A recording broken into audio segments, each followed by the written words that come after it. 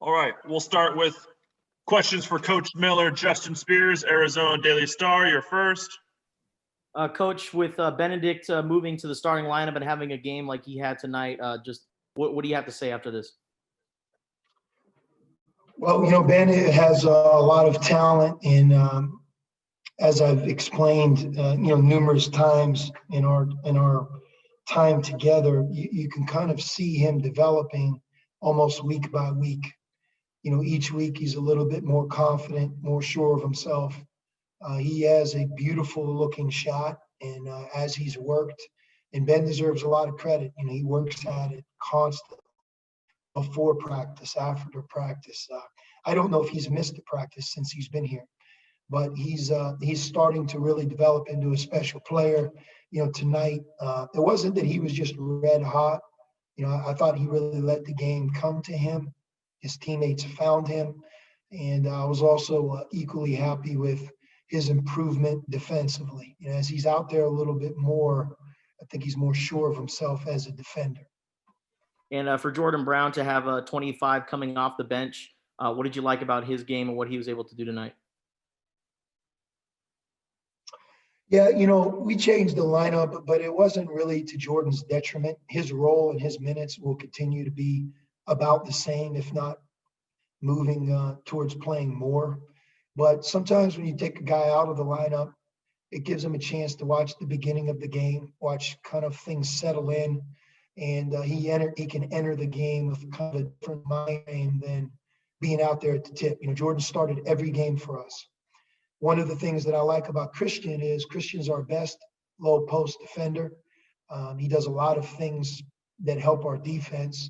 And based on the way our team is right now, I think that him starting makes sense for really both parties. And my hope is that it brings out the best in our team. Steve Rivera, you're next. Sean, back to Benedict real quick. He's got like a cool confidence about him. When you recruited him, did you see that as well? He's just kind of like a gate to him that just a nice presence. He does. Ben is, he's a great kid. He's a tough kid. He played at the NBA Academy in Mexico City, so he traveled the world, was well coached there, was well disciplined in school. He's got a really strong family behind him, but on top of his strong family, him being at the NBA Academy, I really think has sped up his development. But you have to remember, Ben and Dalen are both 18. I don't think we've had somebody that young here.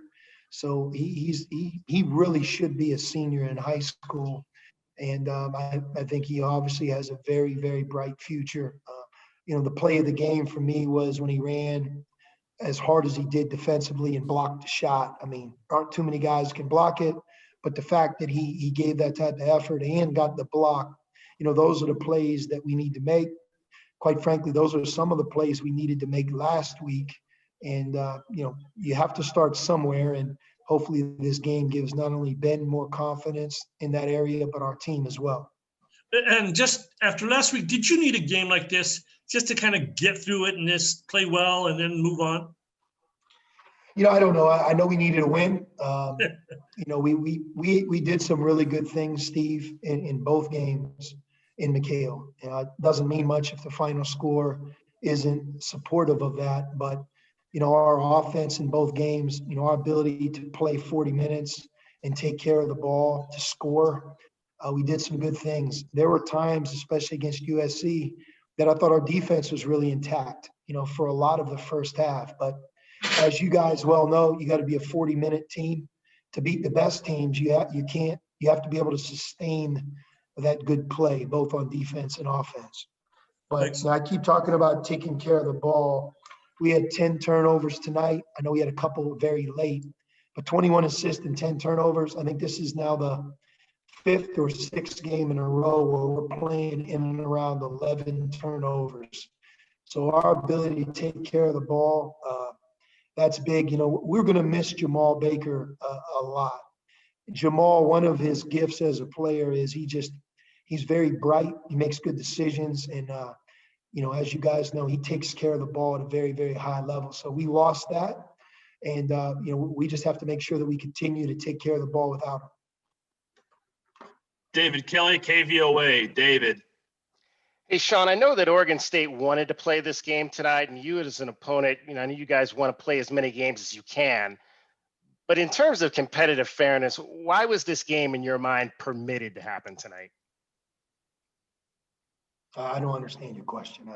Well, I mean, this was a team that had they didn't practice for 7 days. They came back and had 2 practices before they played you. I mean, in your mind, is that competitive fairness? Again, I don't understand what you're getting at. I mean, I know Colorado has shut down. I know Washington has shut down. I mean, Stanford's playing away from their campus. I mean, we get tested every morning between 6:30 and 7. There are rules that govern that. All we can do is show up and play the game. If you're getting at that they didn't try or they weren't ready, you'd have to ask their coach that. But all we can do is control our situation. It'd be like saying Jamal Baker broke his hand. Can we postpone the game so we get a couple more practices under our belt? The world just doesn't work that way. Yeah, from your standpoint, should there be a number of practices then that you think teams should be at least given before they're put back into a game situation coming off a pause? I was told that Oregon State practiced Monday, Tuesday, and Wednesday. Today, shoot around. I don't know. You would have to ask Oregon State. And again, I'm not the COVID police. I'm the coach, and we either win or lose. Tonight we won. We flew up here. We practiced hard, and now we have to get ready for next week. Bruce Pasco, Arizona Daily Star. Bruce. Sean, I just wanted the big picture with the changes you made in that lineup. I mean, do you feel did this work out better than you even thought? We had not only Ben giving you that spark, but Jordan fired up off the bench. You had Christian with 10 boards, and Terrell didn't even have a turnover. Is that did it work out better? And what does that say about maybe the future with this lineup if you go with it? Yeah, I don't know, Bruce. Obviously, we're going to really miss Jamal Baker. He's a great kid. He's one of our team's leaders. He's a very good player. I think he was second on our team in minutes played.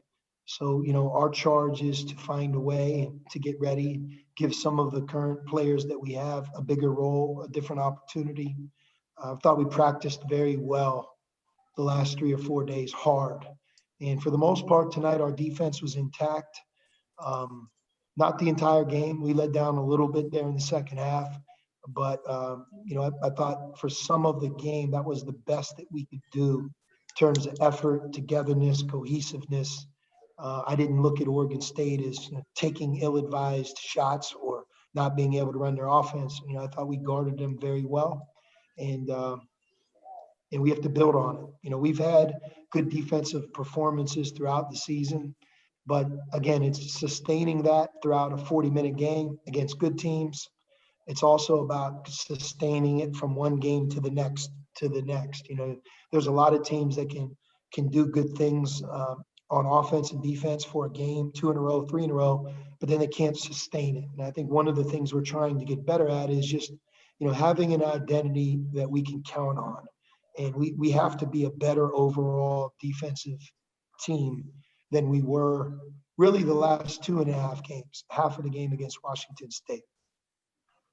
What did you think about, Jordan particularly? You had mentioned that hopefully this would help him maybe see the game and not pick up the fouls. He did get the fouls, but he did everything else pretty well, it seemed like. I mean, how would you assess his production in this different role? Yeah, sometimes it helps a guy that Jordan has started every game at Arizona. This is the first game that he didn't start.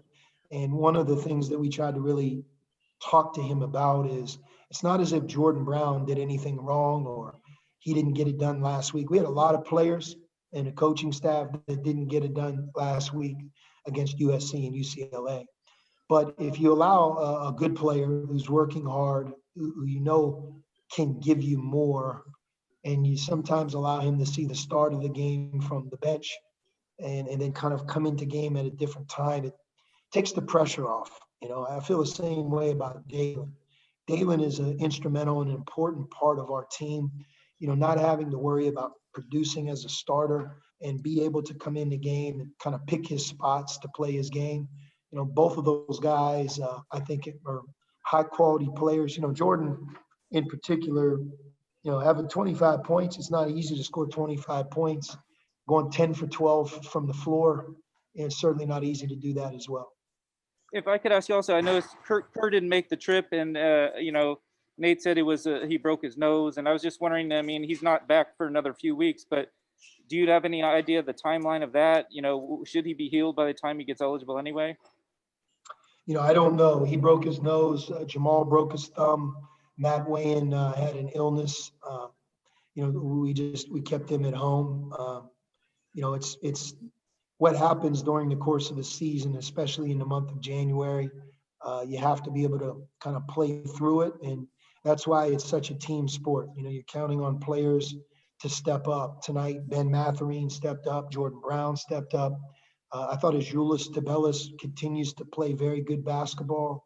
And James and Terrell, between James Akinjo, Terrell Brown, and Dalen Terry, I think those guys all combined for 19 assists and 4 turnovers. So we had a lot of quality play.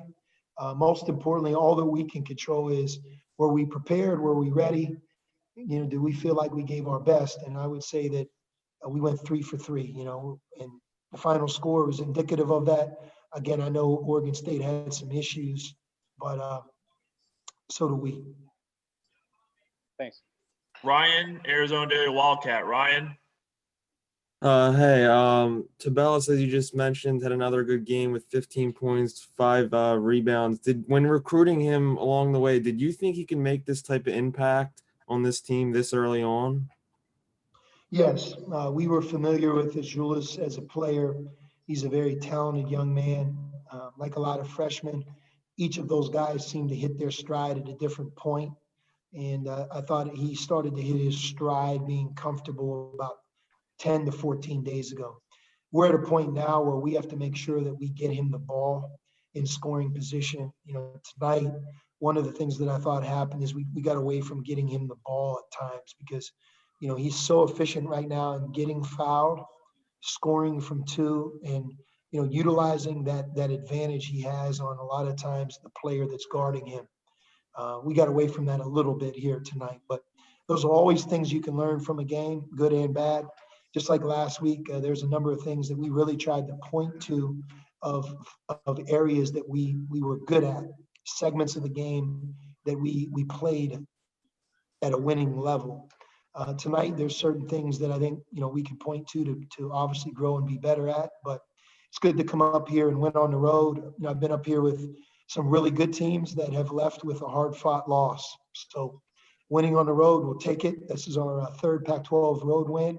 And, road wins can give a young group talent, confidence, really can. There's a lot of ways you can get confidence, but getting on that plane, bus, being away from home, kind of only having each other and leaving with a hard-fought victory, that's one way that, a team can believe more in themselves. And, that's something that we're aware of. We got to make sure that our confidence is good.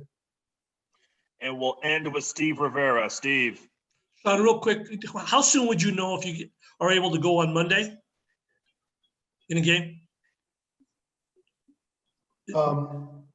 How soon? Do you understand the question? There's a chance that you might play again, maybe as early as Monday.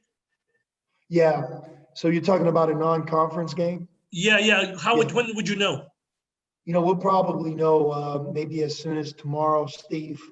If we knew now, I would tell you. It's just, I think we're dealing with a number of things, talking to the Pac-12 office, talking to our administration, making sure that we don't get in the way of anything that the Pac-12 would try to do in terms of scheduling a Pac-12 game with another team, et cetera. So we're not in total control of that, but as I've explained to you guys all along, we want to play our full allotment of non-conference games. It's not easy to do because, the travel, we're going to only play a game if it's local or at home. So we have a couple windows. And both Arizona State weeks offer us that window. So we might take advantage of it, but we should know it, I would say, at some point tomorrow, at the latest Saturday. Okay, Sean, thank you. Yeah, All right, thank you. thank you.